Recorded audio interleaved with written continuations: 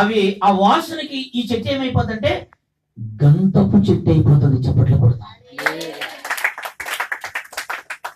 ఒక గంధపు చెట్టు దగ్గరికి నిద్రగా నేర్చెట్టే గంధపు చెట్టు అయిపోతే లోకంలో నివసిస్తున్నా మనము దేవుని సన్నిధికి వచ్చి కృతజ్ఞతాస్తుతులు చెల్లిస్తూ కృతజ్ఞత అర్పణ చెల్లిస్తూ ఆయన సన్నిధిలో దేవుని బిడ్డలుగా నివసిస్తున్న మనమేమైపోవాలంటే ఎందుకు పనికిరా నా చెట్టు ఎవరు అందరూ త్రోసివేయబడిన ఆ చెట్టే అంత రూపము దాల్చితే ఇంత గొప్ప దేవుడు నీకోసం నా కోసం రక్తము కార్చిన ఆ దేవుడు రక్తంతో కడగబడిన మనం కూడా గంధపు చెక్కలాగా చిన్న యేసు ప్రభువులు అయిపోవాలి. చెప్పండి కూడా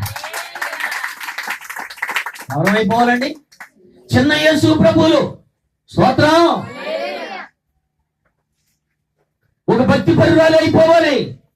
యేసు ప్రభును శిష్యులను ఏంటి ఒక చోట ప్రార్థన చేసుకుంటుంటే అసలు యేసు ప్రభు ఎవరో తెలిసింది కాదు. ఎలా చెప్తున్నారండి పాస్టర్ గారు అంటారా? ఏమి లేదు, బండ గుర్తు మనకి. ఆ గుర్తు అంటే మీరు గుర్తుపట్టలేరు, మేము గుర్తుపడతాం. ఏంటంటే ఇలా చూడండి, ఈ యోధా ఉన్నాడే, యోధా యేసు ప్రభుని పట్టుకోవడానికి బంటుని తీసుకొచ్చాడు. బంటు రూతులో ఏదో అంటారా అని బందిపూడి దొంగ తీసుకొస్తే బాబా యేసు ఒకలా ఉన్నారా, శిష్యులు ఒకలా ఉన్నారా, ఎవరని యేసు ప్రభుని పట్టుకోము అంటున్నాడు. అప్పుడు యోధా అన్నాడు, నేను వాళ్ళలోకి వెళ్ళి ఎవరినైతే ముద్దు పెట్టుకుంటానో ఆయనే యేసు ప్రభు. స్తోత్రం. ఎందుకని?